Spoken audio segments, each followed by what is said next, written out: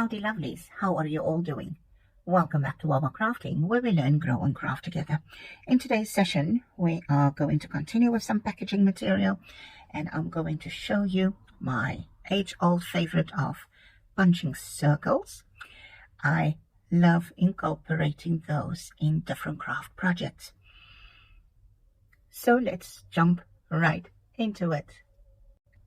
You are also aware that I mostly craft, doing journaling, whether those are tags to insert, tag booklets, bookmarks, pockets, journal cards, or page layouts.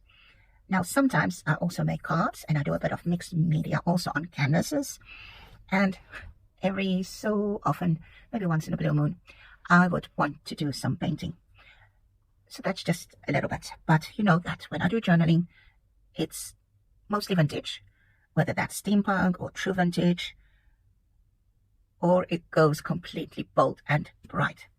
Now, packaging material, let's continue with that. I've got a few ideas for you. Now, when you are doing junk journaling and you're only just starting out, you do not have lots of paper bags, you don't have a lot of printables available, and the whole idea of junk journaling is that anything goes. Nobody can tell you that you are doing it wrong. It's yours. It's your idea of what it should look like. But for me personally, there are a few things that I normally keep in mind when I am journaling, crafting, and so forth. If I stick with vintage, I will not be using any bright colors in that. It needs to be toned down. When I'm doing brights and bolds, obviously I will not add any of those vintage colors, which are mostly browns, beiges, and so forth, toned down. I will not add any of those. That's just a thought. Somebody asked me, how are my pages so coordinated, looking as if I spend hours picking papers to use? I never do. I just grab what I have.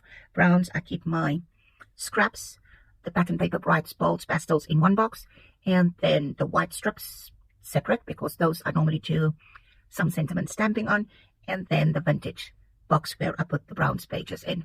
That's how I work with mine. And then I'll show you, I have a little container on my desk, and there's a basket where I put all kinds of extra little bitties that I did not yet sort out yet. As you will remember from last time, I cut it from those little boxes where I bought those stickers. I had this from a box, I think it was a cake or something, and these we made in one of the previous sessions, and I haven't used all of them yet. And then some tickets that I made. There's some elastic. There are little bits and bobs that I can add to a journal. All kinds are in here. So sometimes I just put it in there and it's ready to grab whenever I want to. So for today, still packaging material. Now these you can see obviously were from Brownies, gluten-free, plant-based. But it is a beautiful little thing that you can cut out and add to a junk journal. And that's why I saved it. And they also in this little container. So when I want something either orange or a darker orange or a brown, I can cut that out and just add it. So let's continue before we carry on with these two pieces that's here.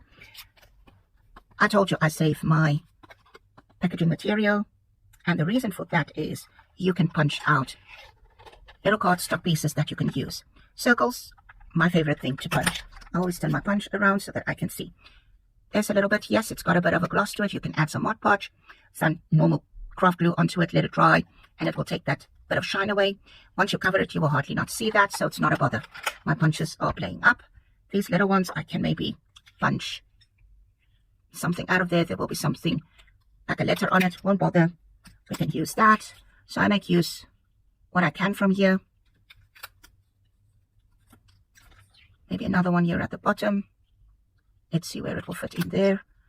So those little circles can be turned into tags. You can cover it both sides. I'll just punch out a little bit from there. And of course, I will probably ink the edges. Now this can be discarded. If you want to, you can punch that out and completely cover it. I won't. For this session, I won't. Now, the bigger pieces, obviously that gives us a bit more leeway.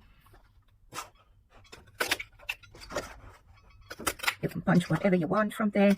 The darker parts, the lighter parts, it's up to you. I love having an array of sizes going for me. So I just sit and punch a few, and then I work with them and change them into something else. Let's do a few 1.5 inches. I would want to do that one on top here. you really want to, you can. Let's do that. I would want to do a few 2.5s. And my punches don't know how to punch paper anymore, but they actually still do punch cardstock. So this will be fine. Or well, maybe I was too overzealous there. But it still works with a little bit more effort or not. This one doesn't want to. So I'll just, it's time to get a new punch, I believe. I'm just going to try and wing this and cut it out where it made marks. You can't see it, but in the light I can see some of the imprints. So there we have that one. So I guess I won't be punching any more 2.5 or 2 inches. That's a 2 inch. 2.5 one fits. It's a bit too big. Let's do the 1 3/4.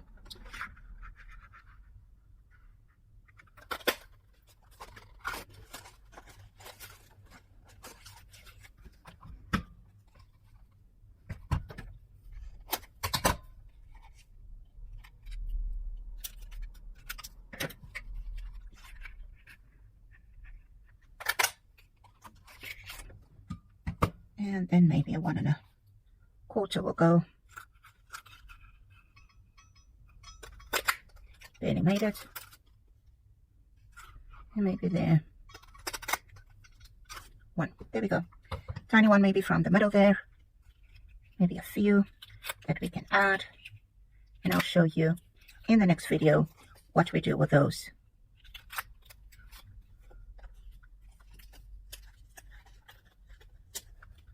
One doesn't want to go. Let's tear that off so I can punch that bit out. There we go. Now this you can cut. I normally just cut that little piece off where it showed what the stamp set looks like, because this was a mixed media set with a stencil and a little stamp set, and that will be awesome even if you just add it on there, layering, whatever you want to do with it. So this will go in the bits and bobs folder. So with these ones, I now discarded, and we had put less rubbish into the landfills. And then, of course, you know that when I want to do thin sheets, that's really, really thin, I'll just add a bit of cardstock or thicker paper at the bottom, or 3 or 4 layers of this very thin paper. And then we can actually also punch that out and have some ready circles for when we want to use those. And of course you can first glue it down before you actually punch it. You can use whatever cardstock you would like, whether it is 80 GSM or 100 GSM. Thicker will be a bit of a challenge. So I'm going to stop with the punching there. We've got some paper discs now and some cardstock that can be used. So just to show you, I will just glue this down. Just a quick bit. I'll move this up. Now I want to put glue on this side. And yes, I've torn this side. You can see I've torn a bit off there. I sometimes rather tear paper than to cut it.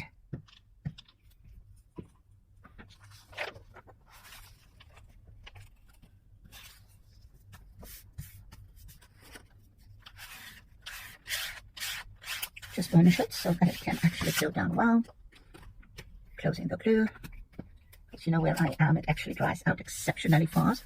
Now it's always a good idea to just wait for the glue to actually dry before you start punching or cutting. So if I was thinking about it, I could have just glued it down and then punched the stencils. I'm looking at the cardstock that I salvaged, the cardstock from the stencils mixed media sets. I could have glued it down first and then punched out those little circles. Just put that there. It won't take too long, but if it's dry, completely set, it will just punch out so much easier. So I'm going to turn my punch over again, and I'm punching these out so that they are absolutely ready to use. I like the lighter cardstock color, and it's ready. Now I can just decorate that, grab something, and have a disc ready if I so wish to incorporate that into my crafting. Like I said, it's easier when the glue is dry. I know it doesn't take that long, but if you start punching straight away, you will see that the paper might be tearing. So just watch out when you are doing your crafting, that might be an issue when you are punching or cutting things. It doesn't look so neat, and you sometimes ruin your project if you are too much in a hurry. There's still a bit of glue there, but there we have it. We can punch this at a later stage. And yes, you can cut this out. In fact, I want to do that with this one little sheet.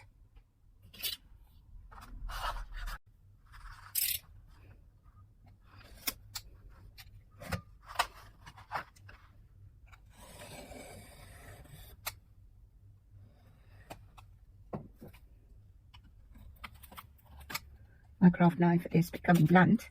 I should actually just break off the edge and have a sharpened blade. So this one's sadly torn, but once you glue it down, it will be perfect. Now, what would I intend to do with this? This can be glued down in an art journal or a journal page where you have some background. You can even trim it shorter if you so wish, or just have 3 circles too, doesn't matter, up to you. And then it will shine through. To give you an idea, I will take one of these cardstocks again. There you have the idea. If you do 3, you can just cut it off there, and you can include that either to the side of it, and you can do something else, trim it. There's so much that you can do in junk journaling. I just want to close this before another accident happens. If you can recall, some time ago, I had a bit of a oopsie on camera when I sliced my finger open with my craft knife. Thanks for joining me today. Go and try and see what you can use where you don't have to buy supplies. I think that is the point that I want to bring across, is that you don't always have to buy supplies.